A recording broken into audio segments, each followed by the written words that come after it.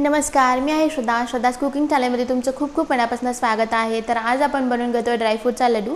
तर लहानांपासून ते मोठ्यांपर्यंत खाऊ शकतात व त्यातल्या त्यात प्रेग्नेंट वुमेनसाठी ही स्पेशल रेसिपी आहे। तर चला तर उशीर न करता रेसिपीला सुरुवात करूया। तर इथे आपल्याला सर्वात आधी गॅसवरती पॅन ठेवायचा आहे आणि ते तूप टाकून घ्यायचं आहे।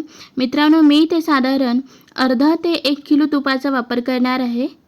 तर मित्र आणि मैत्रिणींनो, व्हिडिओ मध्येच न सोडता पूर्ण बघा। मी प्रत्येक ड्रायफ्रूटचं महत्त्व सांगणार आहे, आपण ते का घेतोय आणि कशामुळे घेतोय आणि किती प्रमाणात घेतोय। तर इथे आपण आपल्या इच्छेनुसार तुपाचं प्रमाण कमी किंवा जास्त करू शकता। मी इथे थोडंसं तुपाचं प्रमाण जास्तच ठेवणार आहे। तर आपण बदाम आणि अक्रोड किंवा इतर साहित्य किती प्रमाणात घेतो आहोत ते मी तुम्हाला डिस्क्रिप्शन बॉक्समध्ये सांगेन।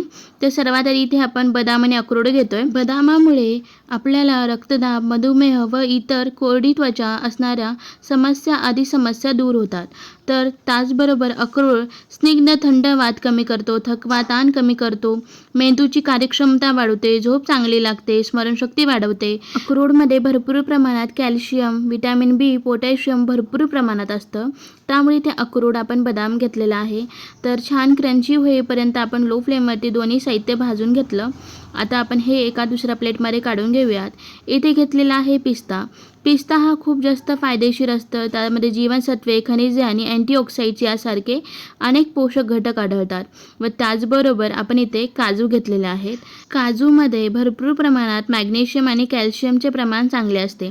काजूच्या सेवनाने हाडे मजबूत होतात। त्याचबरोबर काजूमध्ये नैसर्गिकरित्या हाडांना मजबूती देण्याची ताकद असते। त्यामुळे इथे आपण काजू व पिस्ता घेतलेला आहे।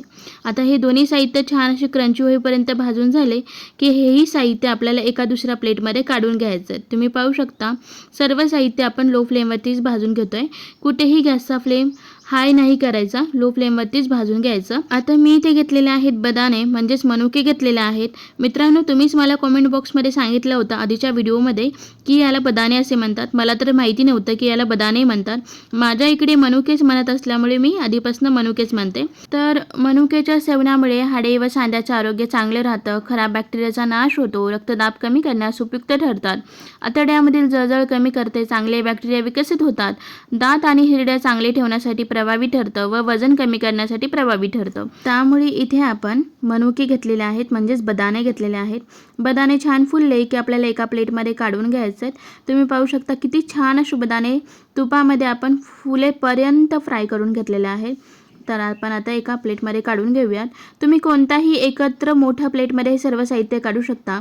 आणि दुसरी महत्त्वाची गोष्ट म्हणजे तुम्ही कितीही प्रमाणात कोणतंही साहित्य घेऊ शकता। आता सेम तेच पॅन आणि राहिलेल्या तुपामध्ये आपल्याला टाकून घ्यायचे डिंक। डिंकाच्या सेवनामुळे हाडे मजबूत होतात, थकवा दूर होतो, मानसिक पाळी नियमित होण्यास मदत होते, वजन कमी करण्यास मदत होते, तोंडाचे फोड बरे करण्यास मदत होतात। त्यामुळे इथे आपण डिंक घेतलेला आहे। तर डिंक तुपामध्ये छान फुलेपर्यंत भाजून घ्यायचं आहे। तर डिंक छान फुललेला आहे। आता आपण हे फुललेले डिंक एका दुसऱ्या प्लेटमध्ये काढून घेऊयात किंवा त्याच प्लेटमध्ये काढून घेऊयात। तर डिंक मी एका प्लेटमध्ये काढून घेते। आता राहिलेल्या तुपामध्ये आपल्याला टाकून घ्यायचे अंजीर। मित्रांनो, अंजीरमध्ये vitamin A, C, E, K, B6, लोह, पोटॅशियम, मॅग्नेशियम आणि मॅग्नीज यासारखे आवश्यक पोषक घटक असतात। यामध्ये भरपूर प्रमाणात फायबर आणि साखर मुबलक प्रमाणात असते। त्यामुळे इथे आपण अंजीर घेतलं। अंजीरसुद्धा छान तुपामध्ये फुललं की आपल्याला एका दुसऱ्या प्लेटमध्ये काढून घ्यायचं आहे।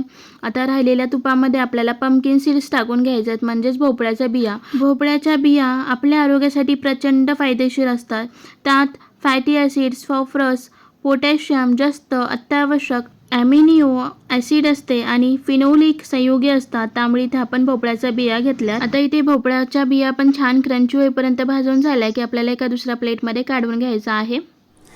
तर मित्र आणि मैत्रिणींनो, जर तुम्ही आपल्या चॅनलवरती नवीन असाल तर सबस्क्राईब नक्की करा। व्हिडिओ आवडला असेल तर प्लीज कमेंट नक्की करत चला। तुमची एक कमेंट मला खूप प्रोत्साहन देते नेक्स्ट व्हिडिओ अपलोड करण्यासाठी। तर हे पहा, इथे भोपळ्याच्या बिया छान भाजून झाल्या की एका प्लेटमध्ये आपल्याला भोपळ्याच्या बिया काढून घ्यायच्या आहेत। आणि आता मी इथे घेतलेलं आहेत खारी आणि खोबरं। मित्रांनो, मी खारी आणि खोबरं थोडं छोट्या छोट्या कापमध्ये कापून गिरणीतून दळून आणणार आहे, मिक्सरच्या भांड्यातून नाही करणार। तर हे पहा, मी गिरणीतून दळून आणलं। पॅनमध्ये पुन्हा आपल्याला तूप टाकून घ्यायचं आहे आणि गिरणीतून दळून आणलेलं खारीक खोबरं आपल्याला लो फ्लेमवरती छान असं भाजून घ्यायचं आहे। तर खारीक आणि खोबरं आपण 2 बॅचमध्ये व्यवस्थित लो फ्लेमवरती तुपामध्ये भाजून घेऊयात. खोबऱ्यामध्ये भरपूर प्रमाणात न्यूट्रिशन रिच हेल्दी फॅट्स, हृदयाचे आरोग्य, वजनाचे व्यवस्थापक, पोटाचे आरोग्य, त्वचा आणि केसाचे आरोग्य, अँटीऑक्सिडंट्स असे भरपूर प्रमाणात फायदे खोबऱ्यामध्ये असतात. व त्याचबरोबर खारीक ही आपले हृदय चांगले ठेवते, ऊर्जा वाढवते, हँगओव्हर कमी करण्यास मदत मिळवते. तर इथे आपल्याला खारीक खोबरं छान तुपामध्ये मस्त असं भाजून घ्यायचं. त्यानंतर भाजून झालं की एका मोठ्या परातीमध्ये काढून घ्यायचं आहे आणि सेम त्याच पॅनमध्ये आपल्याला साखर टाकायची आहे. मित्रांनो, ही अमरावती साखर आहे, जे की डिलिव्हरी झाल्यावरती त्या बायांना ही साखर लाडूमध्ये वापरली जाते. जर आपल्याकडे ही साखर अवेलेबल नसेल तर आपण आपली घरगुती साखर, जी पांढरी साखर असते, तुम्ही ती घेऊ शकता किंवा इथे तुम्ही गूळ वापरू शकता. जर तुम्हाला गूळ किंवा साखर या दोन्हीपैकी वापरायचं नसेल तर तुम्ही मला कॉमेंट सेक्शनमध्ये कॉमेंट करा. मी तुम्हाला दुसऱ्या व्हिडिओची लिंक सेंड करेल ज्यामध्ये आपण गूळ किंवा साखर अजिबात नाही वापरलेला आहे. तर मी इथे अर्धा किलो साखर घेतली अमरावती. आता इथे मी 2 साखरेचं पॅकेट टाकले आणि आपल्याला साखर मेल्ट करून घ्यायचे, म्हणजेच वितळून घ्यायची. तर तुम्ही पाहू शकता साखरेचा कलर येलो झालेला आहे आणि साखरसुद्धा मेल्ट झालेली आहे. आता हे बाकीचे साहित्य थंड झालं की आपल्याला एक मिक्सरचं भांडं घ्यायचं आहे. त्यामध्ये हे सर्व साहित्य थोडे थोडे करून टाकून घ्यायचे आणि चांगले बारीक वाटून घ्यायचे आहेत आपल्याला. डिंक, अंजीर, पंपकिन सीड्स, काजू, बदाम हे सर्व वाटून घ्यायचं आणि खारीक खोबरं तर आपण ऑलरेडी गिरणीतून वाटून आणलेलं आहे, त्यामुळे ते वाटून घेण्याची गरज नाही. तर हे पहा, आता आपण मिक्सरमधून बारीक वाटून घेतलेलं आहे. तर अगदीच बारीक वाटून घेतलेलं आहे. अशाच पद्धतीने आपल्याला खारीक खोबरं, अंजीर, डिंक वाटून घ्यायचं आहे. तर आता वाटून घेतलेलं हे साहित्य खारीक खोबऱ्यामध्ये मिक्स करून घेऊयात. अशाच पद्धतीने सर्व साहित्य वाटून घ्यायचे आणि खारीक खोबऱ्यामध्ये मिक्स करून घ्यायचे. आता इथे सर्व साहित्य वाटून झाले की आपण जो साखरेचा पाक बनवून घेतलेला आहे तो आपल्याला या साहित्यामध्ये टाकून घ्यायचा आहे. पाक गरम असल्यामुळे हाताने लगेच मिक्स करायला जाऊ नका, नाही तर चटका बसेल, भाजेल.